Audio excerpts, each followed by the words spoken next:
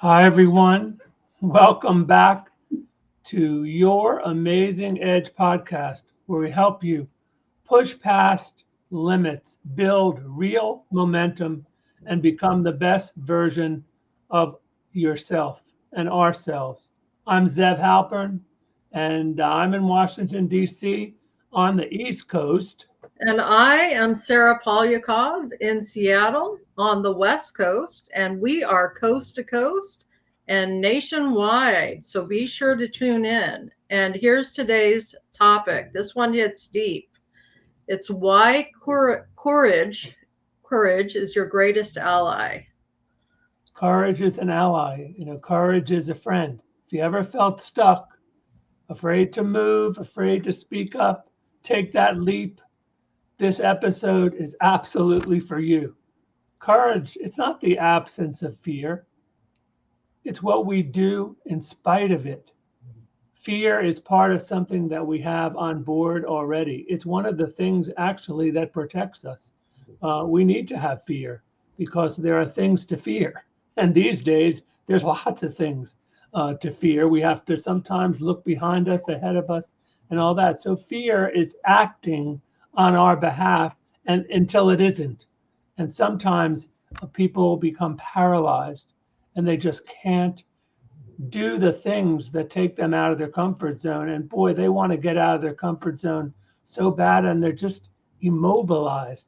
So let's jump in and, Sarah and I are just going to get into this courage thing. We've certainly had lots of experience with it ourselves and with people that we work with. Um, Courage is a bridge. Many of the people we work with, again, they're paralyzed. Courage is the bridge that takes you from that paralysis, and it doesn't erase fear, it carries you through it. Fear will be there. Courage is this amazing transportation vehicle, that takes you somewhere else where you want to go. And fear is funny because it tells you, hey, stay safe. But courage is that little voice that whispers. It says, take action, even when your hands are shaking. And this builds your confidence up one step at a time. So if you can imagine this thing in your ear, somebody whispering on your behalf, and that somebody is you. The fear is inside of you, and the whisper is you. And you got to whisper in the ear, and you have to listen. We have two ears. So listen to the sound of our need. When we need courage, we can muster it. And believe me, a lot of people out there don't feel like they can. I felt that way in my life too, where I just could not get there. And but sometimes we're pushed into it. Sometimes fear and our situation, we have to do something. We can't just stay stagnant, even though there are a lot of people that are staying stagnant. And most of the time, people who are stagnant, they're not happy, they're not content, they're not fulfilled, they're existing. And fear is like, all of a sudden becomes the biggest enemy. You can't get past it. It's like a giant wall. And believe me, you want to get past it.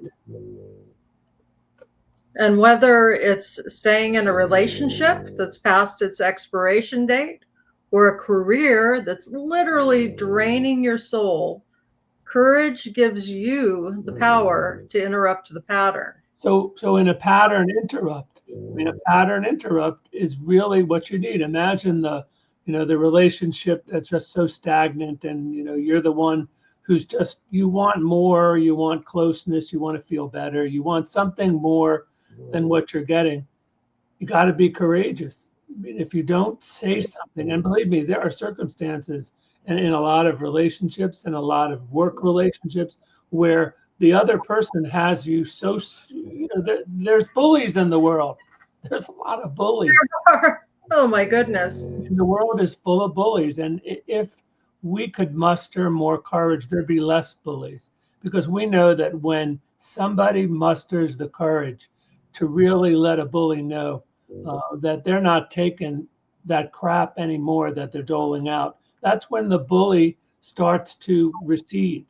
They're not able to deal with that. That's how you conquer the bully. And Bullies are fear-based. And so even though they don't show it, they're actually fear-based people. What better way to conquer the bully than with courage? if you don't, it's a choice. And sometimes you have to take the risk. And risk reduction, there's a whole field of risk reduction. Um, but risk reduction for people is about fear, and it's about courage, and it's about bravery. And Sarah and I wrote a book, and the book is Discover Your Amazing Edge. And in it, really, our thesis is Woo. our adversity, the stuff that challenges you, is the thing that can make you strong.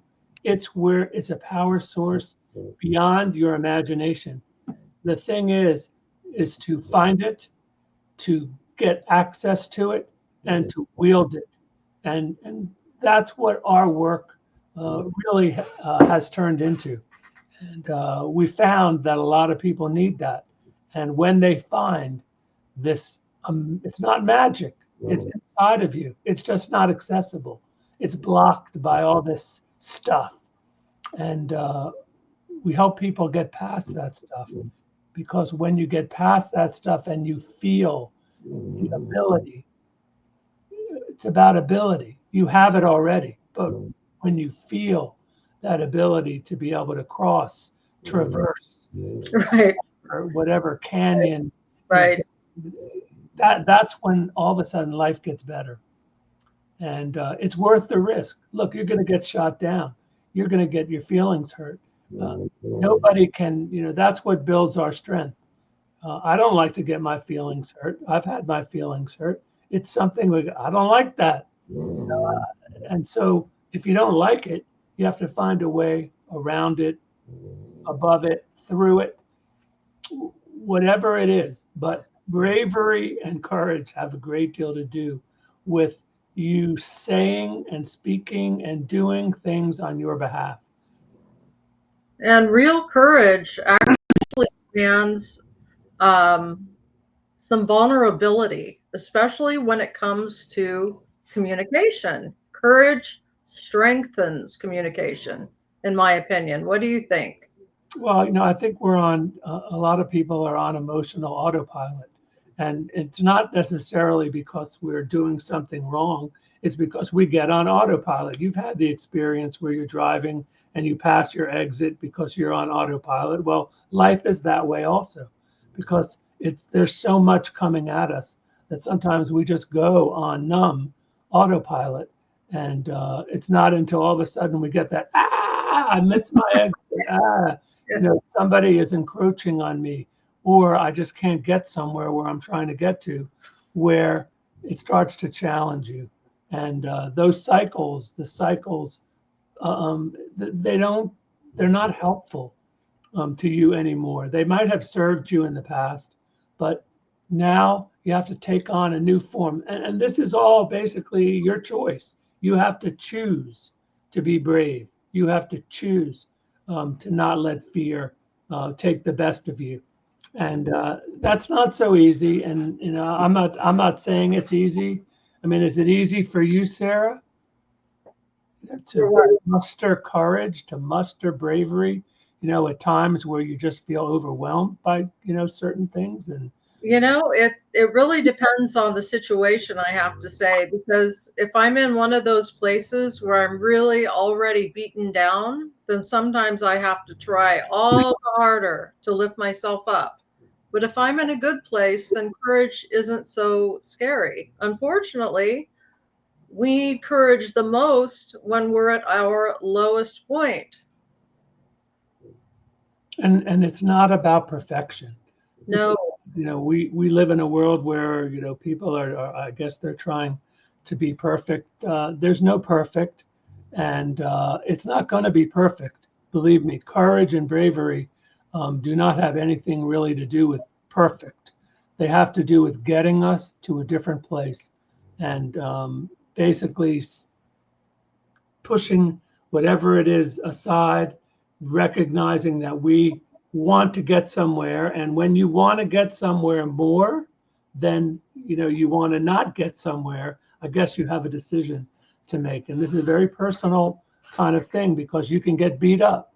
And when you try to bust through the door, when you try to tell somebody who's being a bully, whether it be a husband, whether it be a spouse, a wife, a friend, a coworker, the boss, whatever it is, it's the decision you make.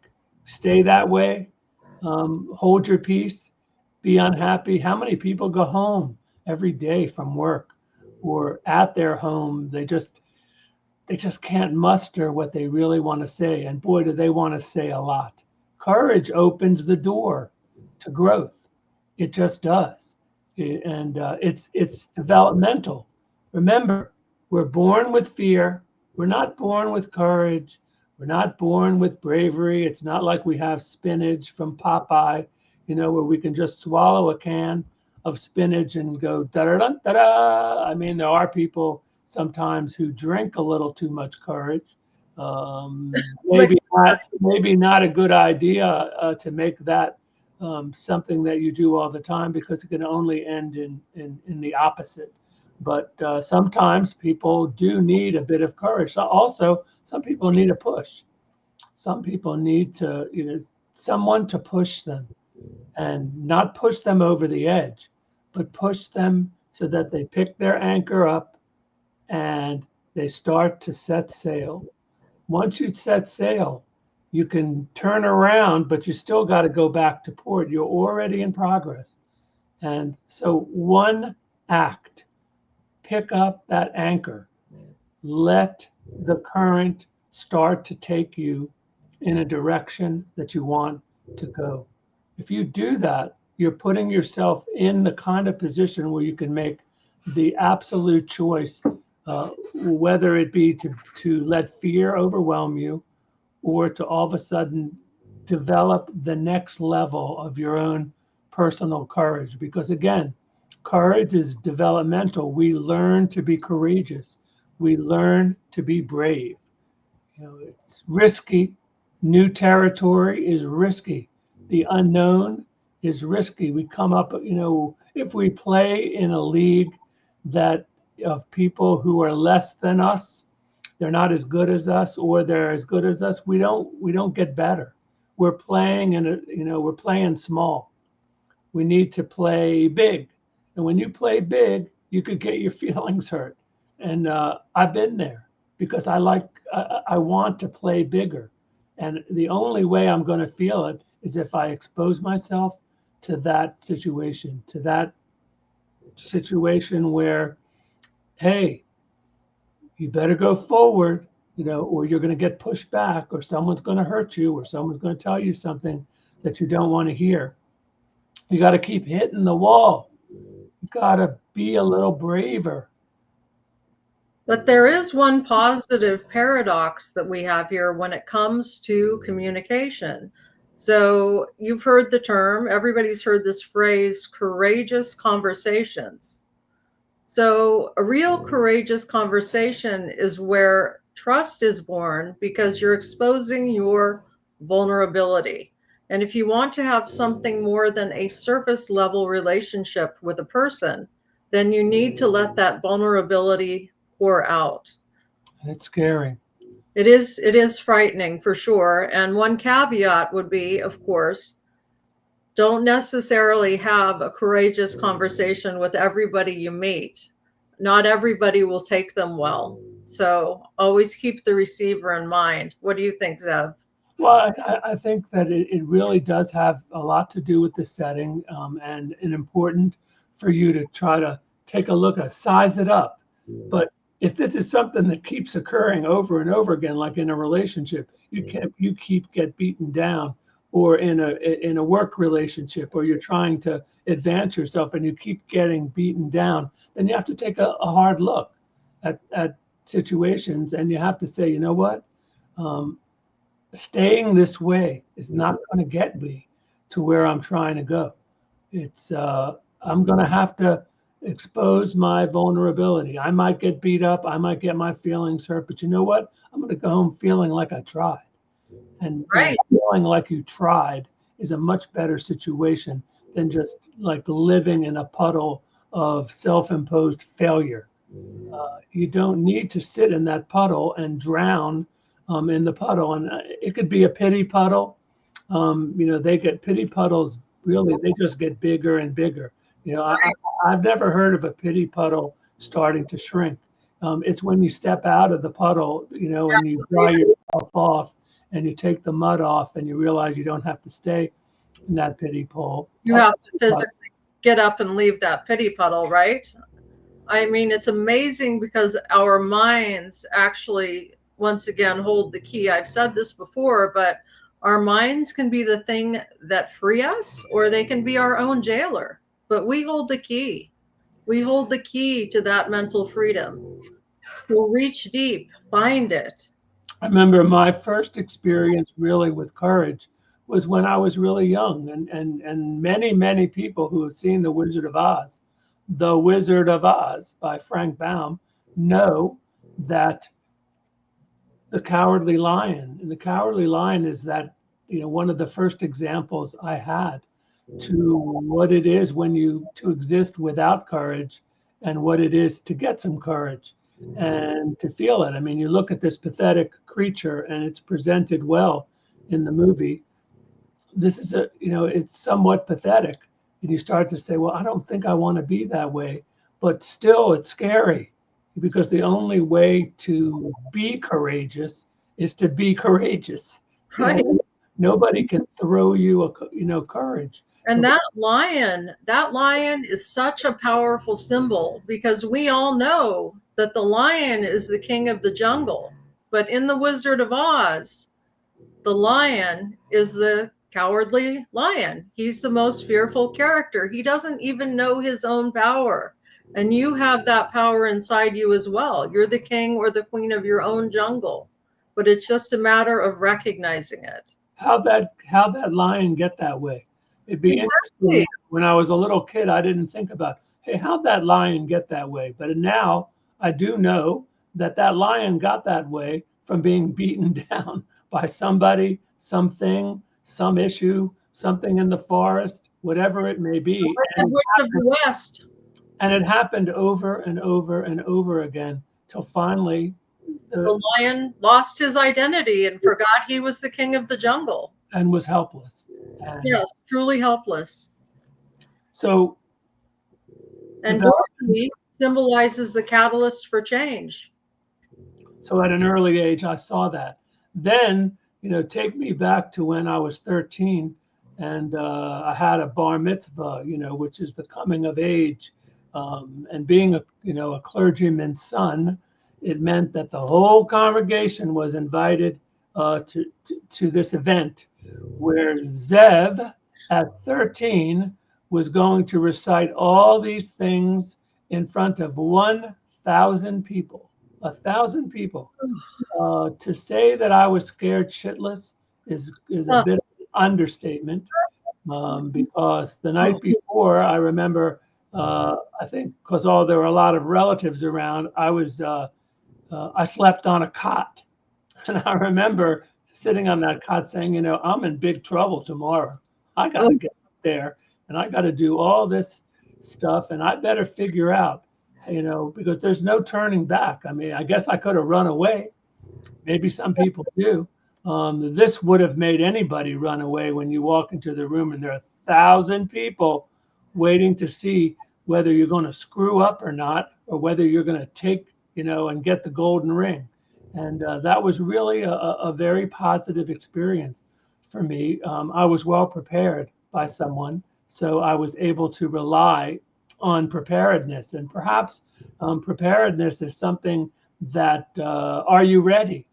Are you ready to be courageous? Are you ready to take a stand? Are you ready to step into your power? I think that's something we have to assess. When I was 13, I didn't have too much time to assess. I just had to step into it, no turning back. The good thing is it went very well, and it was all good, and people were very happy. But I remember the fear. I'll never forget the fear. The fear was epic, and I'm sure many people have experiences. Look, what's the thing that people are so afraid of more than anything else? Some people would rather die than what? They would rather die than speak in public. Exactly. Speaking is a scary thing. Doing what Sarah and I do here, it could be scary. And there was a time where I think it was, but when you do it and you keep on doing it and you do it again and you assess it afterwards and you go, oh, I didn't do so well. I mean, but I did it. And that's the thing that you have to kind of put your flag down on. That's the thing you have to celebrate, because the people who didn't do it have nothing to celebrate. And we want you to celebrate every success that you have, and any step towards courage, a chance to be brave, that you seize that opportunity, is a chance to take yourself to your next level. Um, how, how did it go for you, Sarah? I mean, what's the story with you? And I mean, was there a time where you were in fear, where you had to step into some kind of power, or There have been so many times that I have had to muster courage. Some really scary stories, but I'm going to skip those and just go for a simple but impactful one. I was in an emotionally abusive relationship, and I had also gotten a job as an English teacher at a French university. So I was being brought on as faculty at the age of 24. The issue was, if I took that job, my emotional abuser also worked at that university. This was a relationship I was in. And so I had to figure out, okay, am I going to coast and keep being engaged to this person and have this great job, which I really needed at the time because student loans had come due? Or am I just going to walk away from it all, lose the job, lose the relationship? Well, I chose to walk away from it all. So, despite the student loans, despite what would have been a prestigious job at that point in my life, I decided to walk away from it all. And courage was the thing that underpinned all of it. I had to muster that deep inside of myself. And you can do it too. It's really a choice. clearly you grow by doing the hard thing? And a lot of people, True. when you wake up in the morning, do the hardest thing, the thing you don't want to do, maybe the thing that's the scariest. But that will prevent a lot of people from moving forward, because they're in the grips of fear and uncertainty, and it's a new thing. New things are uncertain things, and uncertainty is something that really, it's not a state of mind that you want to be in. You got to move a little bit, and we always stress, just move a little bit forward. That's why pick up the anchor, go a little bit. You don't have to go all the way. You don't have to go 100% and be the most powerful, courageous, amazing, whatever version of yourself right away. But small, practical, non-threatening of the big variety steps will take you and make you into something that you're really trying to be. It's like a backstage pass. It's like a hall pass. What do you want? What do you want with your life? Ask yourself, what do you want from this life, and what's in the way? What's holding you back? A lot of people, when we ask them that question, will tell us, I'll tell you what's holding me back. Fear. I'm scared. I've always been scared. Why have I always been scared? And we delve a little bit into, there's always a reason.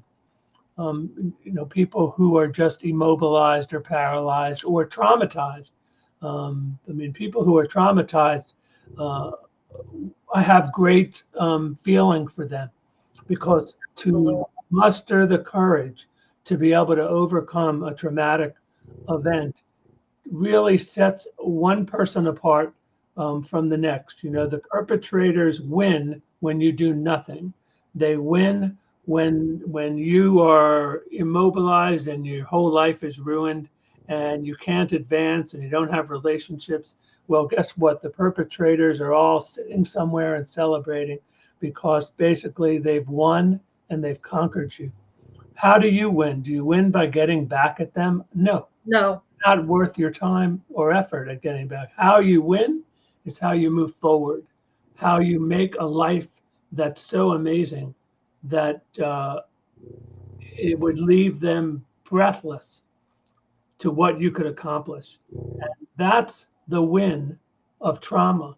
Not easy, slowly but surely. Open up to somebody. Let somebody who you trust know that what's holding you back. Say it, speak it to somebody Yeah. who you trust. And I know that's not an easy thing either. It's not so easy to trust in who. Well, that's not an easy thing, because in trauma, trust is broken and smashed into smithereens. When Some, you do that, when you rise up, when Sarah realized that doing this was going to sell herself out instead of advance herself, she made a decision. That decision meant she had to pay right. in pain and worry about something that maybe was a sure bet. But And it was literally like jumping out of an airplane and not sure if you actually have a parachute on your back. I wasn't sure if I had a landing pad, but I knew that worst came to worst, if I had to move home with my parents and be a substitute teacher or work at a restaurant or whatever, this was much better than being in an abusive relationship just to keep a stable job. And I knew that somewhere, and I had to trust that that would come along. And yes, I did move home, and I did work as a waitress, and I did all of those things, which gave me invaluable skills, so that when I did get a corporate job, which was what I wanted, I had this amazing, incredible skill set from working with a variety of people. And it actually turned to my advantage. didn't feel like that at the time, though. I'm sure it didn't Oh, feel. in the moment, I wasn't sure where I was going, but when I was a waitress, I just said, okay, today I'm going to be the best waitress I'm going to be. I'm going to learn everything about the restaurant business and customer service and anything I can. It was always a learning opportunity, and gratitude actually carried me through. I was grateful that I had something to do.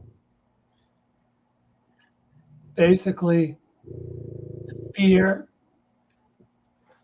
When you're in fear, you live on the other side of courage. Fear over here. Courage is like a transportation system we talked about. It's like a rocket ship. It's how you cross over.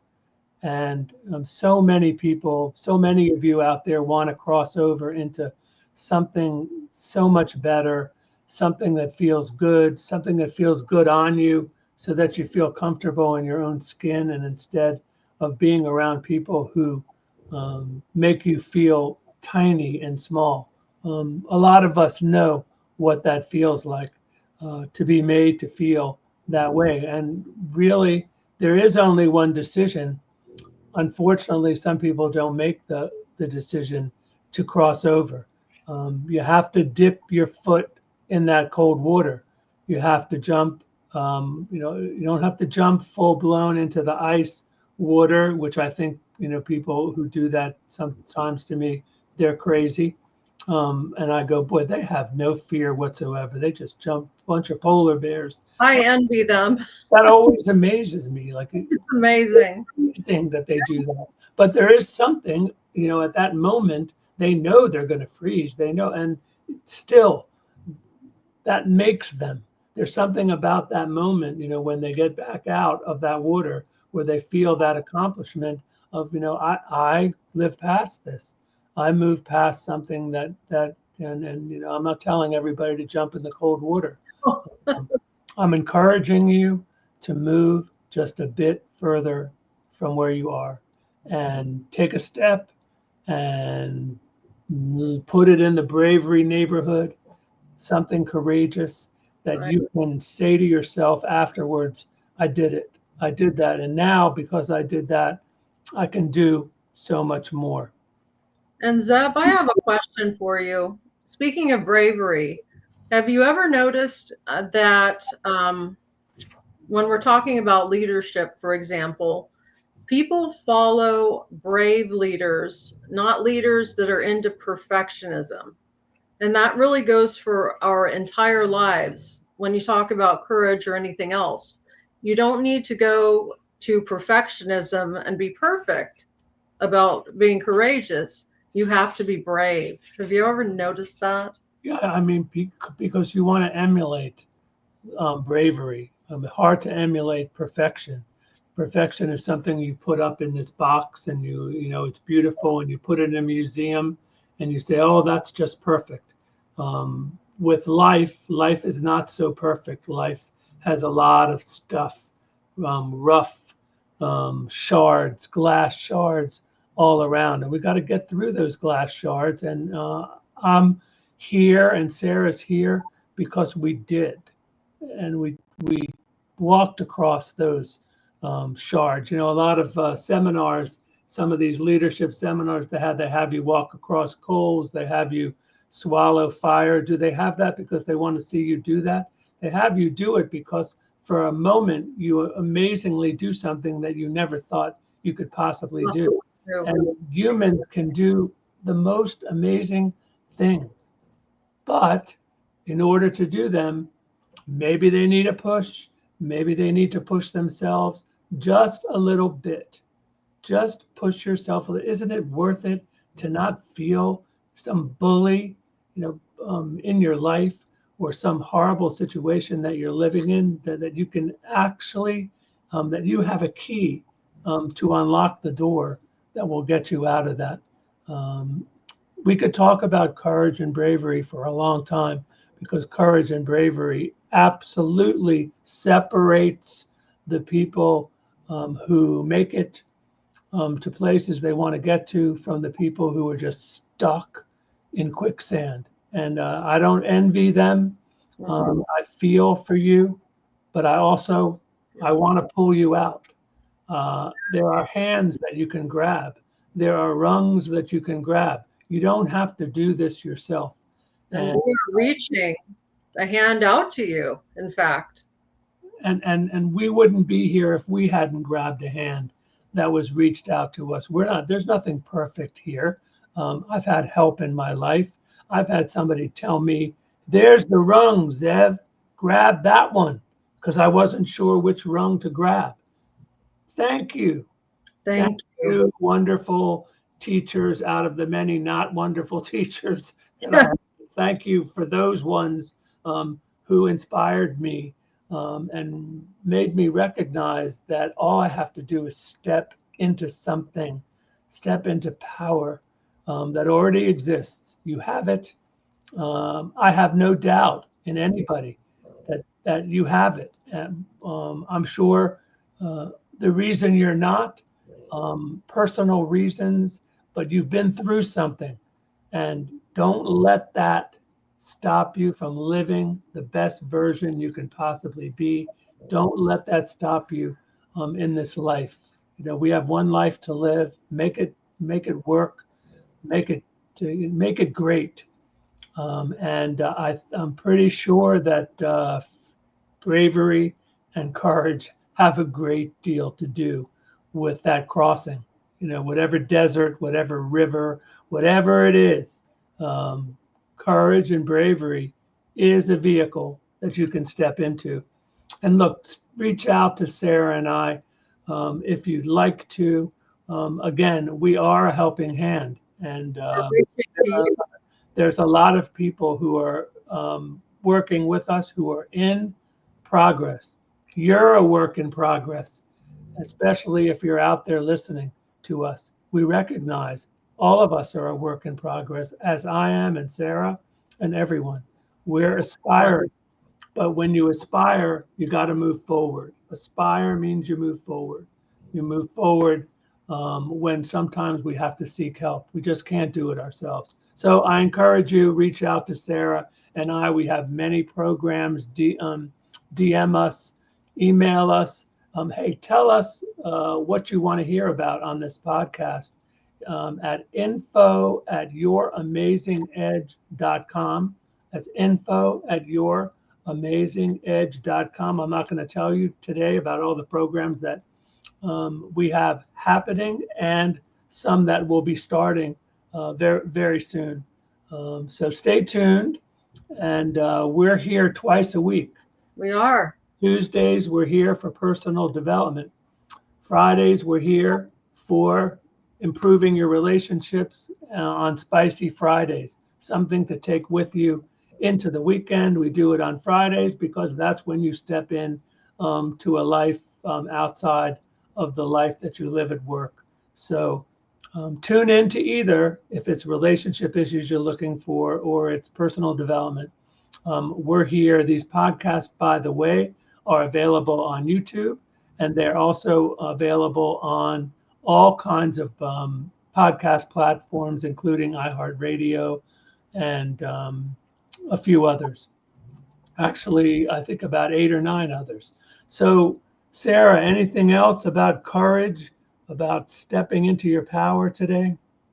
Yeah, I just wanted to say, don't get caught up in perfectionism when you're trying to find your courage. Don't beat yourself up when you're trying to find your courage. Don't beat yourself up if you feel like you take 1 step forward and 2 steps backwards. This is all part of the process. Love yourself through it. We love you through it. Stay with it. Take care, everybody. And we'll see you at the same time next week. And Sarah, it's been fun as it always is. Always a pleasure. And seeing your dogs is always a pleasure. And also hearing them snoring. Yeah, the dogs, I think, are part of the brand. There you go. Love those dogs. We'll see you next time. Thanks for tuning in and have a great week. Have a great week.